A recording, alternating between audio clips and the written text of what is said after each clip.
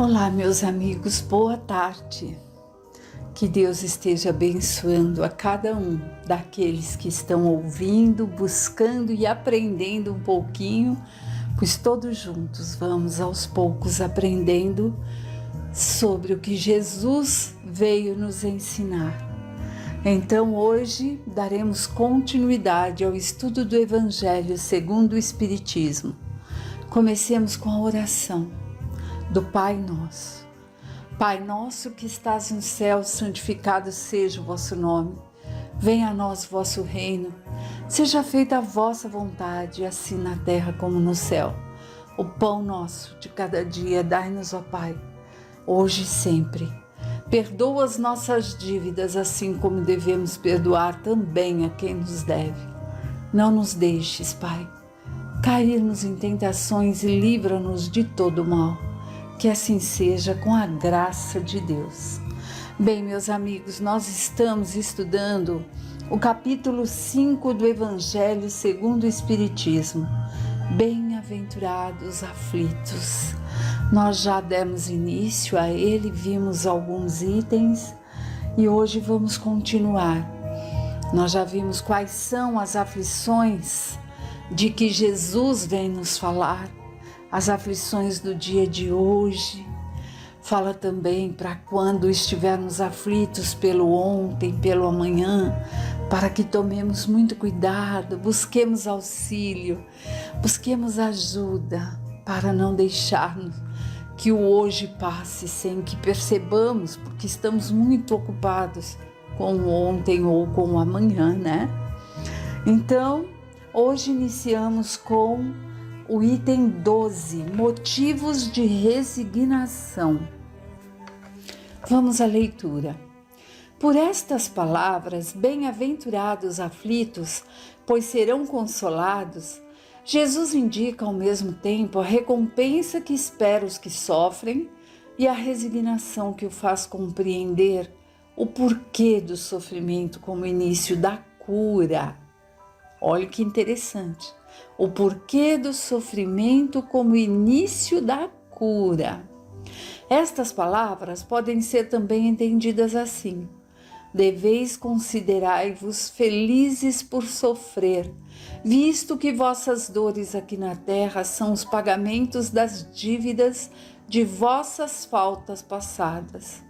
E essas dores, suportadas pacientemente na terra, vos poupam séculos de sofrimento na vida futura. Deveis estar felizes por Deus reduzir vossa dívida, permitindo pagá-la no presente, o que vos assegura tranquilidade para o futuro. Pois bem, nesse trechinho nós vemos que ele fala que a dor é o início da cura, o sofrimento, o início desse sofrimento é o início da cura também, né? E que Deus nos poupa, assim, séculos de sofrimento quando estamos passando por uma prova difícil dessa. A dor é uma forma de limpar o perispírito, as marcas que nós fizemos em nós mesmos no passado, ou, em alguns casos, nesta vida mesmo, porque a gente tem ali o nosso livre-arbítrio, né, meus amigos? E a gente, por vezes, nessa encarnação que estamos aqui no planeta Terra, acabamos cometendo alguns débitos, algumas dívidas e acabamos sofrendo por ela. Mas não nos esqueçamos que é o início da cura, como Jesus nos diz. Estas palavras, esse capítulo já foi, desculpem. O homem que sofre assemelha-se a um devedor de grande quantia, a quem o credor diz: se me pagares hoje mesmo a 100ª parte, dou-te quitação de toda a dívida e estarás livre. Se não o fizeres, te cobrarei até que me pagues o último centavo. Qual o devedor que não ficaria feliz, mesmo passando por privações, para se libertar de uma grande dívida, sabendo que pagaria apenas a 100ª parte do que devia? Ao invés de reclamar de seu credor, não lhe agradeceria? Então, olha o que ele nos diz, né? que Deus ali nos oferece a chance de pagarmos 1/100º daquilo que devemos. E se fôssemos ali ter que pagar a dívida física aqui no momento atual, daríamos graças ao Pai. Então vamos olhar bem o que isso quer dizer. Quer dizer que podemos pagar em prestações e então devemos ser gratos a Deus por irmos quitando os nossos débitos, né? Irmos ali saldando essa dívida que nós mesmos fizemos, ou aqui, agora, ou em outras encarnações. Este é o sentido das palavras: bem-aventurados aflitos, pois serão consolados. São felizes porque estão pagando suas dívidas e depois de pagar, ficarão livres. Porém, se ao procurar quitá-las de uma maneira, se endividarem de outra, tornam maior o tempo para a libertação. Ou seja, se nós formos invigilantes, se nos esquecermos de vigiar e orar, acabamos fazendo novos débitos, que é o que foi dito também no parágrafo anterior. Nós aumentamos ainda o nosso problema, buscando sanar, mas por escolha nossa, muitas vezes, acabamos ali aumentando isso, esticando, né, como uma prestação longa. Portanto, vamos à leitura? Portanto, cada nova falta aumenta a dívida, pois não há uma única falta, qualquer que ela seja, que não arraste consigo sua punição forçada e inevitável. Se não for hoje, será amanhã, se não for nesta vida, será noutra. Entre estas faltas é preciso colocar em primeiro lugar a falta de submissão à vontade de Deus. Se lamentamos as aflições, se não as aceitamos com resignação e como algo que se deva merecer, se acusamos Deus de injusto, contraímos uma nova dívida que nos faz perder os frutos que a lição dos sofrimentos nos poderia dar. É por isso que recomeçaremos sempre, como se a um credor que nos cobra, pagássemos algumas parcelas e ao mesmo tempo contraíssemos novas dívidas. Aí o que acontece? A dívida não terá fim, nunca, né? A dívida não acaba. Aí nós vamos acumulando a cada encarnação novos débitos. E uma hora nós vamos ter que pôr um ponto final nisso tudo. Então é bom nós passarmos com resignação, com esperança, com fé, com confiança em Deus, ao invés de blasfemarmos e lamentarmos. Quando entra no mundo dos espíritos, o homem assemelha-se ao operário que comparece no dia do pagamento. A uns, o Senhor dirá: eis o prêmio de tua jornada de trabalho. A outros, aqueles que se julgarem felizes na terra, viveram ociosamente, cuja felicidade constituiu-se na satisfação de seu amor próprio e nos gozos terrenos, ele dirá: a ti nada cabe, pois já recebeste, a ti nada cabe, pois já recebeste teu salário na terra. Vai e recomeça a tua tarefa. Ou seja, é como se dissesse: meu filho, você não aprendeu nada. Você veio à Terra, comeu, bebeu, dormiu, viu TV, não evoluiu em nada, não pensou no próximo, não buscou o bem dos semelhantes, nem daqueles que moram junto de ti. Então ele diz: vai e recomeça tudo de novo.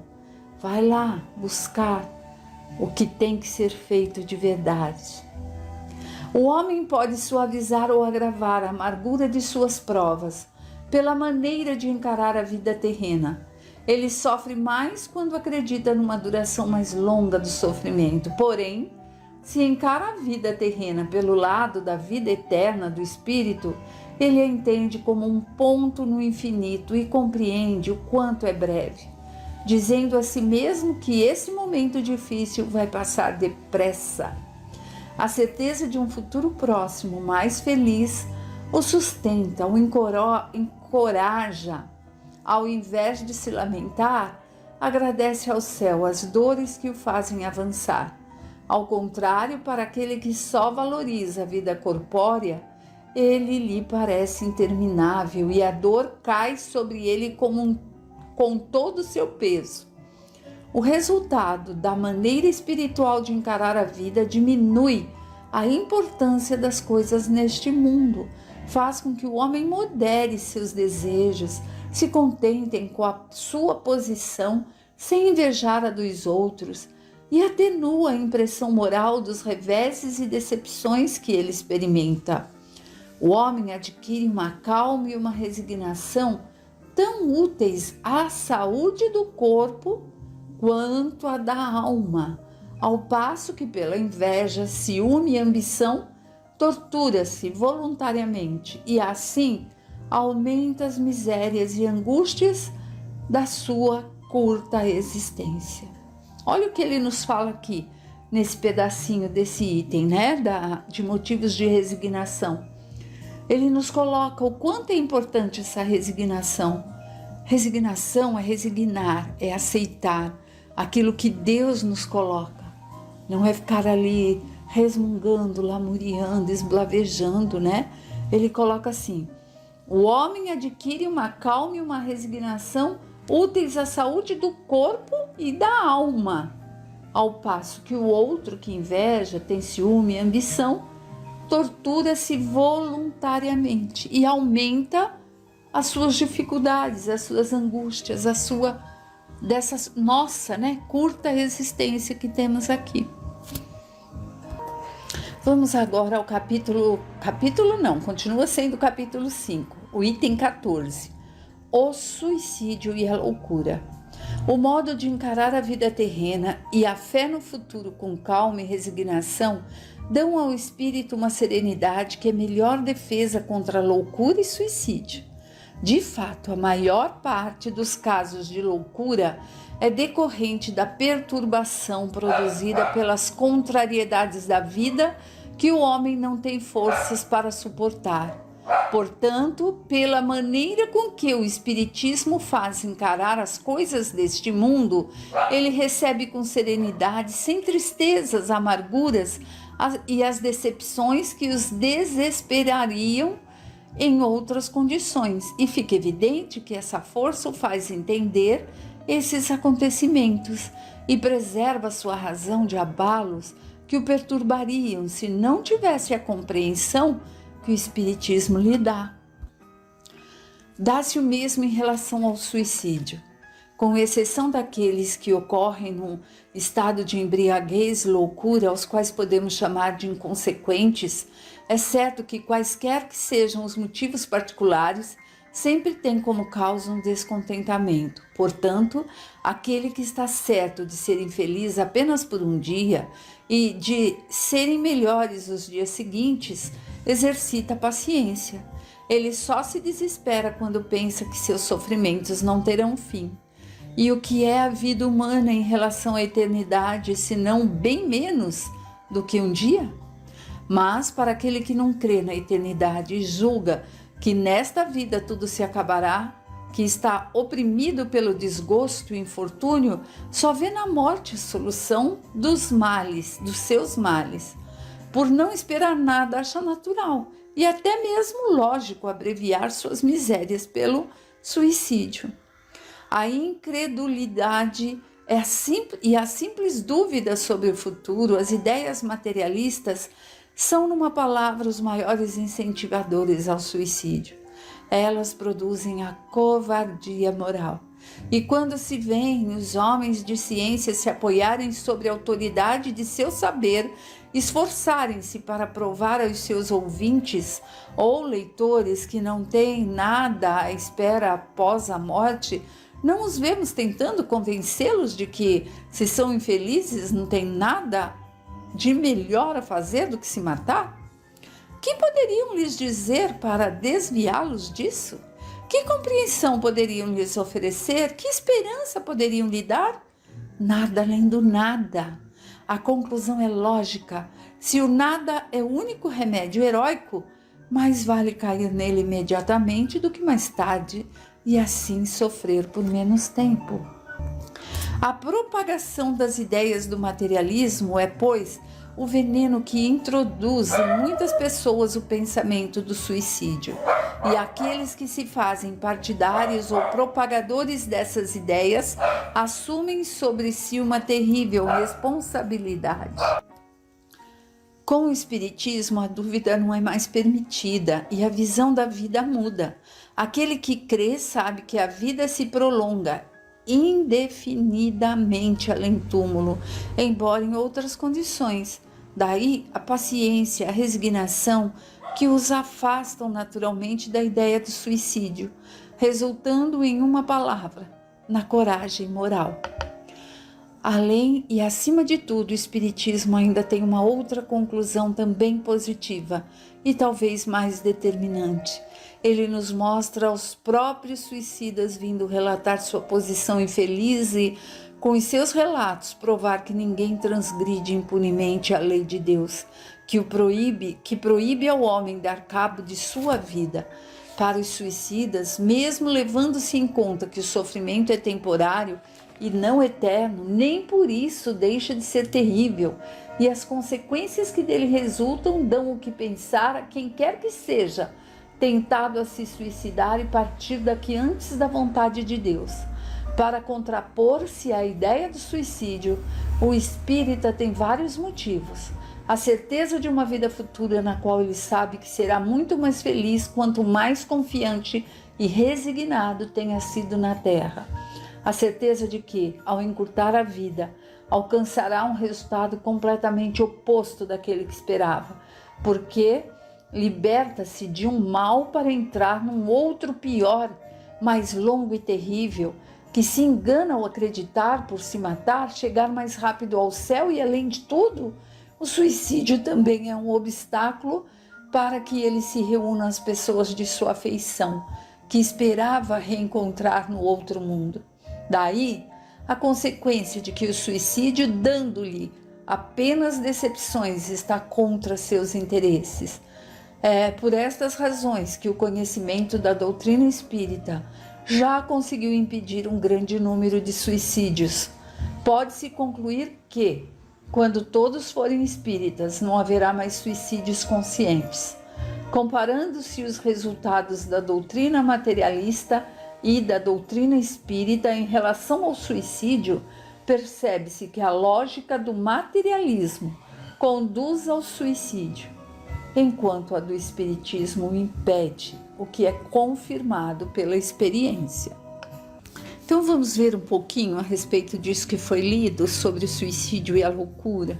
Aqui, nós vemos que aquele que sente o desespero, desilusão, a falta de perspectiva num futuro melhor, ou está com um problema ali no atual e que ainda é muito ligado ao materialismo, acaba achando que o suicídio, se ele não tem essa crença que nós temos de que a vida continua, do que o Espiritismo nos ensina, acha que é a melhor solução, porque não vê, além dessa vida terrena, o mais nada.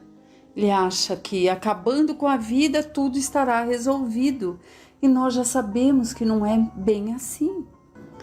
Para essas pessoas é como se não entende que tudo aquilo que nós passamos tem um porquê. Ou são provas, ou são expiações, ou são débitos que nós mesmos plantamos e estamos colhendo, Então, para aquele que é muito ligado ao materialismo, o suicídio é solução, pois acaba ali acabando com tudo que faz mal, tudo aquilo que perturba. Já para aqueles que compreendem um pouquinho sobre os ensinamentos de Jesus com base no Espiritismo, já conseguem tentar afastar essas ideias de querer abreviar a vida, porque entendem que a vida continua.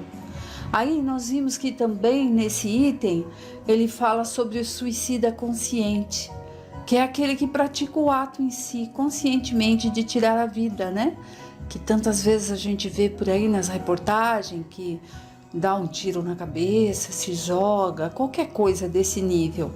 E então existe também o suicida inconsciente, aquele que através da alimentação, dos vícios, do álcool, da droga, está ali se matando aos poucos, ou aquele que está desanimado, depressivo, que acaba comandando ali as suas células, como se a mente dissessem: pare, chega, não quero mais viver. Aí, até um pequeno probleminha de saúde simples, fácil de resolver para medicina, do jeito que está hoje em dia, acaba realmente o levando a não responder ao tratamento médico, porque é esse o comando que ele dá para as suas células. E então, um dos exemplos de suicida inconsciente nós podemos ver no próprio André Luiz, né? Que nos traz tantos livros aí junto de Chico para que possamos aprender sobre essa doutrina que, nossa, é um bálsamo, né, para o nosso dia a dia. Ele desencarnou pelo desrespeito ao corpo físico. Ele sabia disso, que estava desrespeitando? Não. Ele achava que estava se aproveitando das coisas que ele gostava, comendo ali o que ele gostava, bebendo um pouquinho lá do seu vinho, não sei mais o quê. E que isso era normal, ele podia comprar, ele tinha condições, mas não sabia que quando tivesse do outro lado, ele foi chamado de suicida. E ele se perguntava, né, por quê? Por quê? Se eu não fiz nada para que isso acontecesse, se eu não tirei minha vida, foi um problema de saúde, mas não tinha essa consciência. E muitos de nós também demoramos muito para perceber isso. E mesmo que percebamos, para tentar mudar, né, a situação. Então vamos lá, meus amigos, aprendendo um pouquinho a cada dia, meditando sobre aquilo que a gente vê, que a gente escuta, que a gente lê e buscando praticar os ensinamentos de Jesus. Fiquem em paz e tenham uma ótima semana, todos.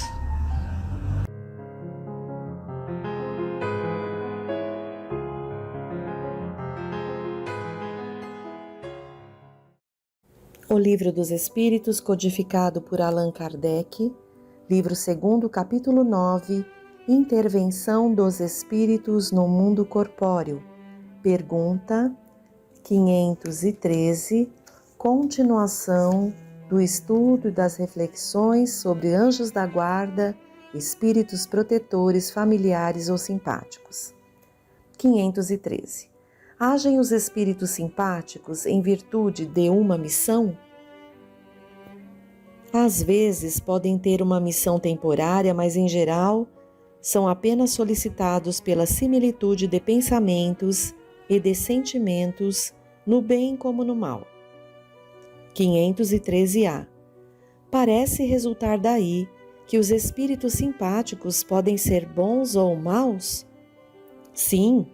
O homem encontra sempre espíritos que simpatizam com ele, qualquer que seja o seu caráter. 514. Os espíritos familiares são a mesma coisa que os espíritos simpáticos ou os espíritos protetores? Há muitas gradações na proteção e na simpatia. Dai-lhes os nomes que quiserdes. O espírito familiar é, antes de tudo, o amigo da casa. Nota de Allan Kardec. Das explicações acima e das observações feitas sobre a natureza dos espíritos que se ligam ao homem, podemos deduzir o seguinte: o espírito protetor, anjo da guarda ou bom gênio, é aquele que tem por missão seguir o homem na vida e o ajudar a progredir. É sempre de uma natureza superior à do protegido. Os espíritos familiares se ligam a certas pessoas por meio de laços mais ou menos duráveis, com o fim de ajudá-las na medida do seu poder, frequentemente bastante limitado. São bons, mas às vezes pouco adiantados e mesmo levianos. ocupam-se voluntariamente de pormenores da vida íntima e só agem por ordem ou com permissão dos espíritos protetores. Os espíritos simpáticos são os que atraímos a nós por afeições particulares e uma certa semelhança de gostos e de sentimentos, tanto no bem quanto no mal. A duração de suas relações é quase sempre subordinada às circunstâncias. O mau gênio é um espírito imperfeito ou perverso, que se liga ao homem com o fim de o desviar do bem, mas age pelo seu próprio impulso e não em virtude de uma missão. Sua tenacidade está na razão do acesso mais fácil ou mais difícil que encontre. O homem é sempre livre de ouvir a sua voz ou de a repelir. Então vejam que até aqui fica claro, né, que nesse capítulo, nesse item que estamos vendo, ele diferencia bem o espírito protetor, o anjo da guarda, que é superior a nós e nos auxilia ao bem, a nos inclinarmos ao bem, nos inspira, nos protege.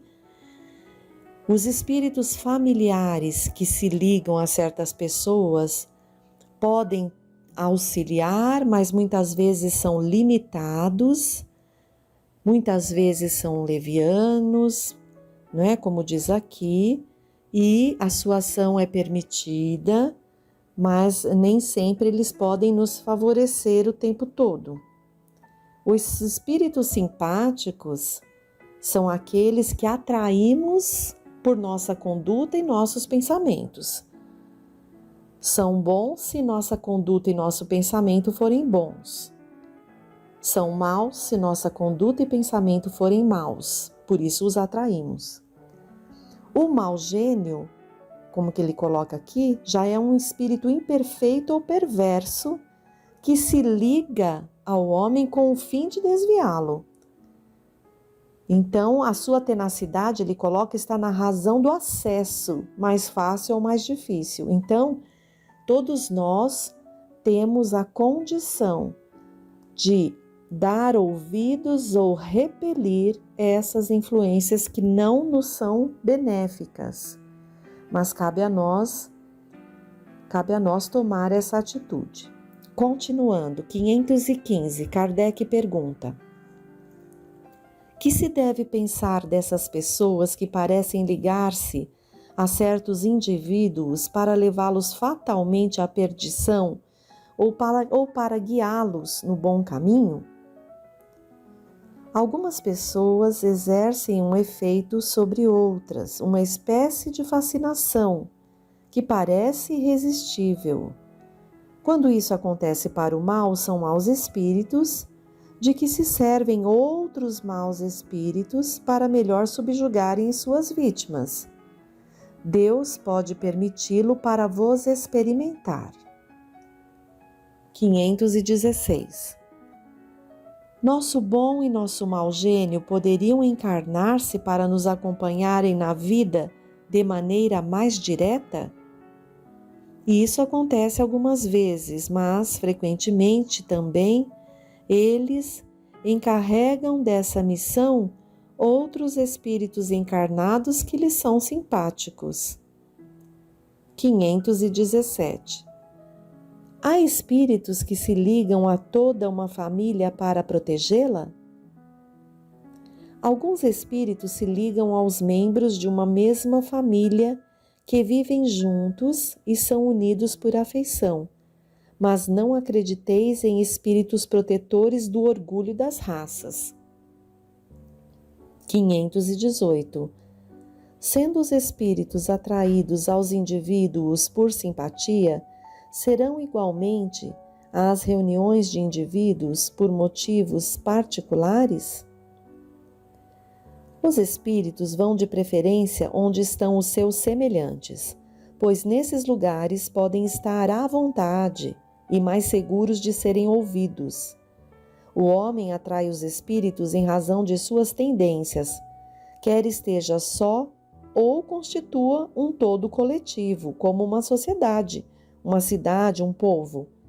Há, pois, sociedades, cidades e povos que são assistidos por espíritos mais ou menos elevados, segundo o caráter e as paixões que os dominam. Os espíritos imperfeitos se afastam dos que os repelem, e disso resulta que o aperfeiçoamento moral de um todo coletivo, como dos indivíduos, tende a afastar os maus espíritos e atrair os bons, que despertam e mantêm o sentimento do bem nas massas, da mesma maneira porque outros podem insuflar-lhes as más paixões. 519.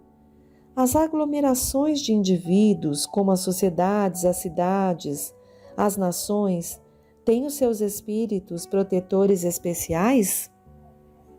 Sim, porque essas reuniões são de individualidades coletivas que marcham para um objetivo comum e têm necessidade de uma direção superior. 520. Os espíritos protetores das massas são de natureza mais elevada que a dos que se ligam aos indivíduos? Tudo é relativo ao grau de adiantamento das massas como dos indivíduos. 521. Alguns espíritos podem ajudar o progresso das artes, protegendo os que delas se ocupam?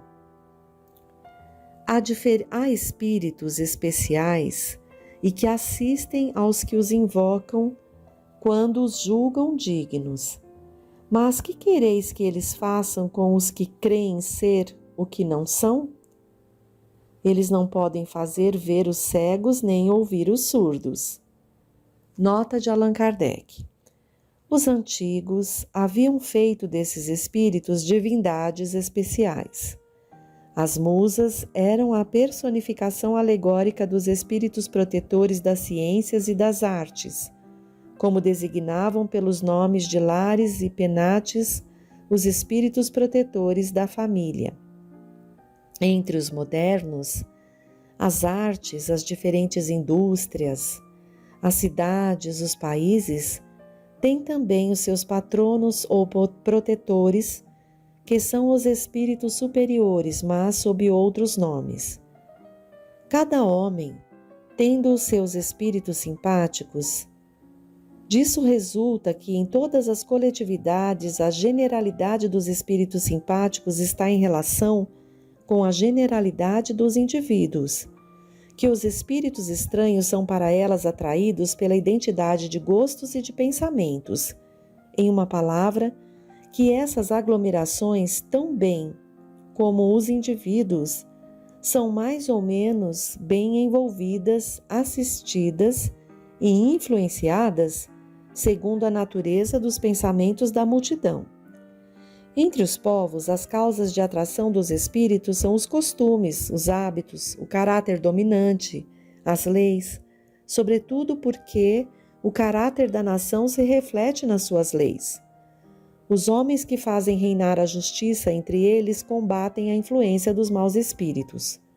Por toda a parte onde a lei consagra as coisas injustas, contrária à humanidade, os bons espíritos estão em minoria, e a massa dos maus que para ali afluem entretém a nação nas suas ideias e paralisam as boas influências parciais que ficam perdidas na multidão, como espigas isoladas em meio de espinheiros. Estudando-se os costumes dos povos ou de qualquer reunião de homens, é fácil, portanto, fazer ideia da população oculta que se imiscui nos seus pensamentos e nas suas ações. Dentro desse comentário de Allan Kardec tem uma nota do tradutor que é Herculano Pires. Vamos ver. Neste comentário às respostas dos espíritos, Kardec nos oferece duas indicações importantes. A primeira, referente à interpretação espírita da mitologia, que modifica tudo quanto os estudos puramente humanos do assunto firmaram a respeito até hoje, pois mostra que os deuses mitológicos realmente existiam como espíritos. A segunda, referente à sociologia, que, à luz do espiritismo, reveste-se também de novo aspecto, exigindo o estudo da interação das coletividades espirituais e humanas para a boa compreensão dos processos sociais. E assim a gente finaliza esse item que fala sobre os espíritos protetores, os espíritos simpáticos e familiares, e vamos estar indo ao item 7, pressentimentos. Pergunta 522. O pressentimento é sempre uma advertência do espírito protetor? O pressentimento é o conselho íntimo e oculto de um espírito que vos deseja o bem, e também a intuição da escolha anterior. É a voz do instinto. O espírito, antes de se encarnar, tem conhecimento das fases principais da sua existência, ou seja, do gênero de provas que irá ligar-se. Quando estas têm um caráter marcante, ele conserva uma espécie de impressão em seu foro íntimo, e essa impressão, que é a voz do instinto, desperta quando chega o momento, tornando-se pressentimento. Então vejam que a primeira pergunta desse item 7 já se refere também à questão da possibilidade de estarmos sendo alertados ou avisados ou relembrados de algo até pelo nosso espírito protetor. Porém, essa questão de pressentimento é um pouco mais ampla porque pode ser uma lembrança da própria programação que temos ali inconsciente e vem em forma de pressentimento. Continuando, 523. Os pressentimentos e a voz do instinto têm sempre qualquer coisa de vago. Na incerteza, o que devemos fazer? Quando estás em dúvida, invoca o teu bom espírito, ou ora a Deus, nosso soberano Senhor, para que te envie um de seus mensageiros, um de nós. 524. As advertências de nossos espíritos protetores têm por um único objetivo a conduta moral ou também a conduta que devemos ter em relação às coisas da vida privada? Tudo. Eles procuram fazer-vos viver da melhor maneira possível, mas frequentemente fechais os ouvidos às boas advertências e vos tornais infelizes por vossa culpa. Nota de Allan Kardec.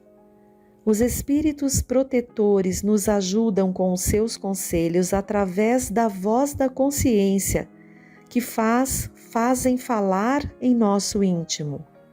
Mas, como nem sempre lhes damos a necessária importância, oferecem-nos outros mais diretos, servindo-se das pessoas que nos cercam. Que cada um examine as diversas circunstâncias, felizes ou infelizes, de sua vida e verá que em muitas ocasiões recebeu conselhos que nem sempre aproveitou e que lhes teriam poupado muitos dissabores se os houvesse escutado. Então Kardec aqui nos alerta para que possamos nos ouvir, prestar atenção, raciocinar, observar as coisas que acontecem na vida, usando o crivo da razão, para podermos fazer melhores escolhas. Então vejam que os espíritos protetores podem nos auxiliar não só com conselhos morais, mas também com conselhos na parte material, já que estamos encarnados. E como não damos ouvido, muitas vezes se servem das pessoas encarnadas para que cheguem até nós essas inspirações e esses conselhos. E ainda assim, por muitas vezes não os ouvimos. Então, se pede para que façamos uma avaliação, paremos, observemos ali o nosso passado para reencontrar ali situações nas quais sabíamos ou tínhamos uma inspiração e tomamos outra decisão. E o resultado que veio, para que possamos confiar, estamos sempre sendo amparados, sim, né? Então, sigamos, vamos entrar ao item 8, influência dos espíritos sobre os acontecimentos da vida. Pergunta 525. Os espíritos exercem influência sobre os acontecimentos da vida? Seguramente, pois que te aconselham. 525A. Exercem essa influência de outra maneira, além dos pensamentos que sugerem, ou seja, têm uma ação direta sobre a realização das coisas?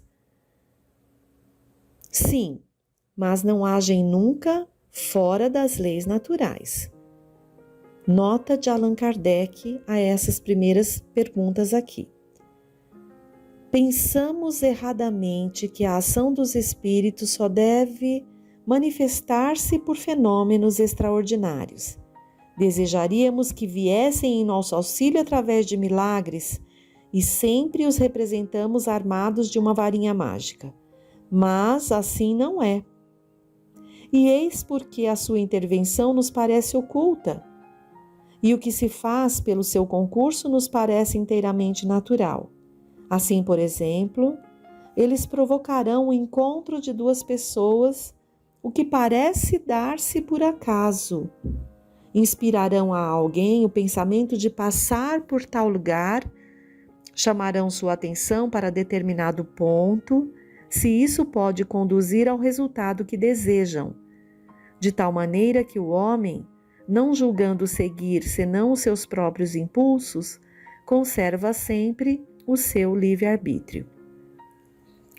Vejam aqui que iniciamos nesse item 8 o conhecimento um pouquinho maior da influência dos espíritos sobre os acontecimentos da vida dos encarnados. É muito maior do que pensamos, porque não acontece em formas de efeitos extraordinários ou milagres que chamam a atenção, mas sutilmente os espíritos podem nos influenciar e fazer alterações sobre os acontecimentos da vida ali. Vamos dar continuidade a essas reflexões, a esses estudos do livro no próximo encontro. Agradecidos a Deus, a Jesus e a Allan Kardec por todo esse estudo que fez e que nos passa através dessa obra maravilhosa.